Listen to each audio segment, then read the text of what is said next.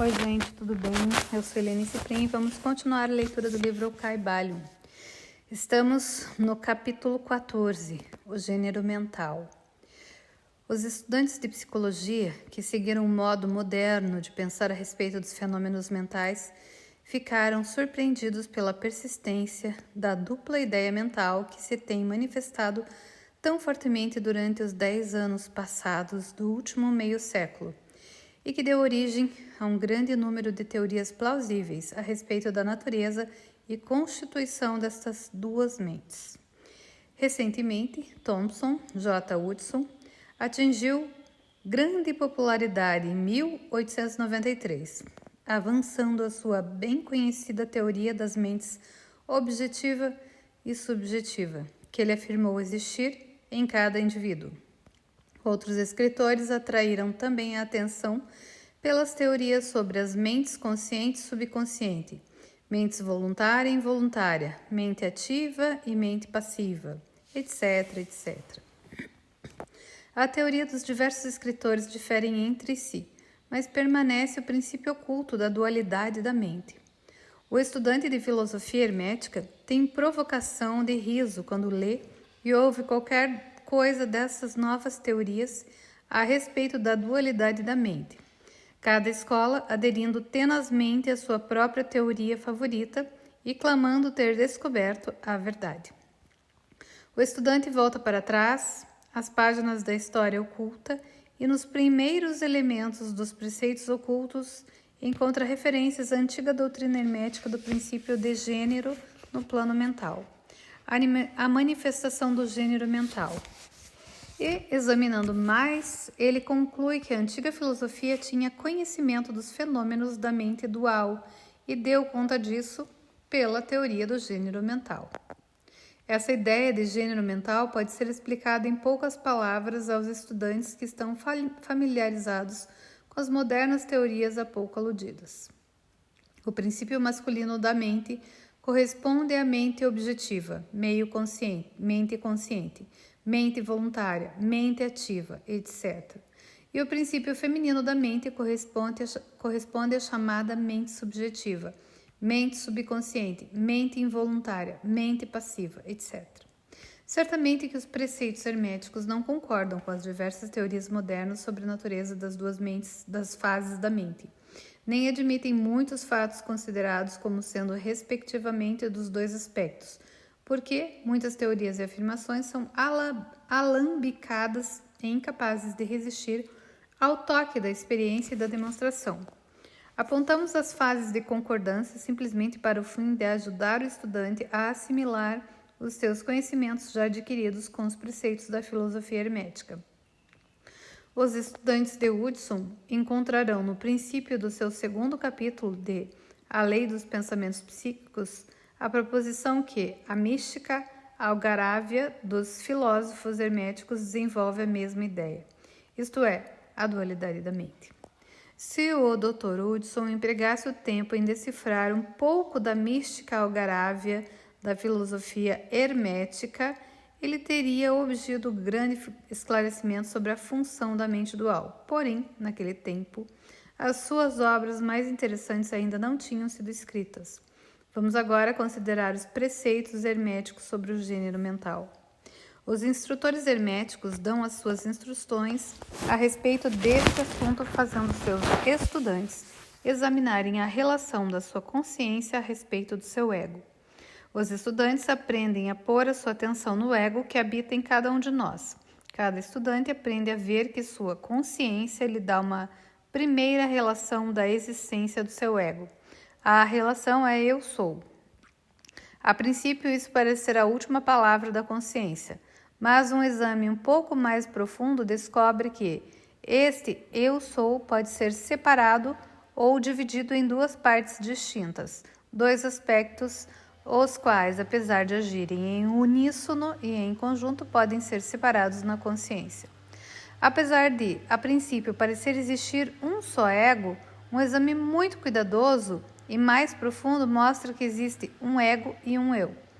Esses gêmeos mentais diferem em características e natureza, e um exame das duas naturezas e dos fenômenos que procedem da mesma dará muita luz sobre muitos problemas da influência mental. Permitimos-nos começar com uma consideração sobre o eu, que é usualmente tomado pelo ego pelo estudante, até que ele investigue nos acessos da consciência. Um homem pensa do seu ego, no seu aspecto de eu, como sendo composto de certos estados, modos, hábitos, característicos, etc. Tudo que faz sobressair a sua personalidade, ou a seidade conhecida a si e aos outros. Conhece que essas emoções e sensações mudam, nascem e morrem, estão sujeitas aos princípios de ritmo e de polaridade, que as levam ao extremo ao outro. Pensam também que o eu é formado de certos conhecimentos reunidos nas suas mentes e formando, então, uma parte deles mesmos. Tal é o eu de um homem. Porém, falamos muito apressadamente. O eu de muitos homens pode ser considerado como consistindo da sua consciência corpórea e dos seus apetites físicos, etc. A sua consciência sendo presa à sua natureza corpórea, eles praticamente vivem nela. Muitos homens ainda consideram seu vestuário como parte do seu eu e atualmente parecem considerá-lo como uma parte de si mesmos. Um escritor disse, humoristicamente, que os homens se compõem de 3 partes: o espírito, o corpo e a roupa. Essas pessoas ou roupas conscientes perderiam a sua personalidade se fossem despidas da sua roupa por selvagens, na ocasião de um náufrago. Porém, mesmo muitos dos que estão presos à ideia do vestuário pessoal afirmam fortemente que a consciência do seu corpo é o seu eu. Eles não podem ter a ideia de uma seidade independente do corpo. A sua mente parece-lhe ser praticamente uma coisa pertencente ao seu corpo, o que é sempre o contrário. Mas, conforme um homem sobe na escala de consciência, ele se torna capaz de distinguir o seu eu da sua ideia de corpo e de pensar que este é uma coisa pertencente à sua parte mental, mas só então poderá identificar inteiramente o eu com os estados mentais, as emoções, etc., que ele sente existir dentro de si. É capaz de considerar estes estados internos como idênticos a ele mesmo, em vez deles serem simplesmente coisas produzidas por uma parte da sua mentalidade e existindo dentro dele, sendo suas, estando nele, mas não sendo ele mesmo. Compreende que pode mudar esses estados mentais de emoções por um esforço da vontade e que pode, do mesmo modo, produzir uma emoção ou um estado de uma natureza exatamente oposta e, contudo, existe o mesmo eu? E assim, até que seja capaz de pôr à parte estes vários estados mentais, as emoções, os hábitos, as qualidades, os característicos e outras faculdades mentais, é capaz de pô-las no não-eu, coleção de curiosidades e embaraços com uma posse de valor. Isso requer muita concentração mental e poderes de análise mental da parte do estudante. Porém, mesmo assim, a tarefa é possível para os estudantes avançados e mesmo os não muito adiantados podem ver na imaginação como pode ser realizado o processo. Depois que o processo de pôr de parte foi executado, o estudante pôr-se-á em posse consciente de uma seidade que pode ser considerado nos seus 2 aspectos de eu e ego. O eu será considerado como sendo uma coisa mental, em que os pensamentos, as ideias, emoções, sensações e outras condições mentais são produzidas. Pode ser considerado como uma matriz mental, como disseram os antigos, capaz de fazer a geração mental. Manifesta-se a consciência como um ego feminino, com poderes latentes de criação e geração das progênies mentais de todas as espécies e reinos.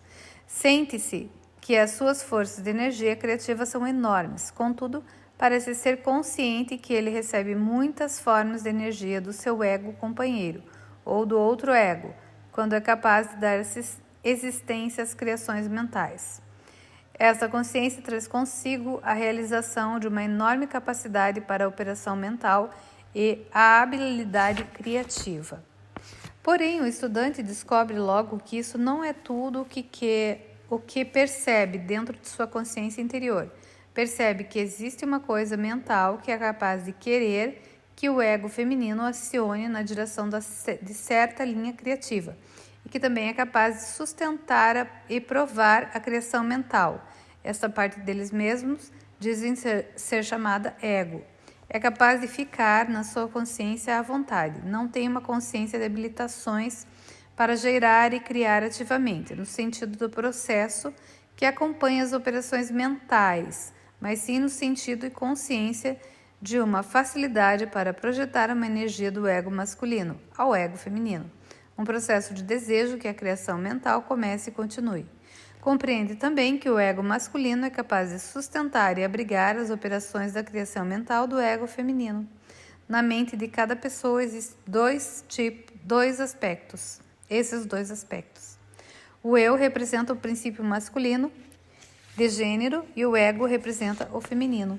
O ego representa o aspecto de existência, o eu, o aspecto de estado. Deveis saber que o princípio de correspondência opera nesse plano do mesmo modo que o faz no grande plano em que é feita a criação dos universos.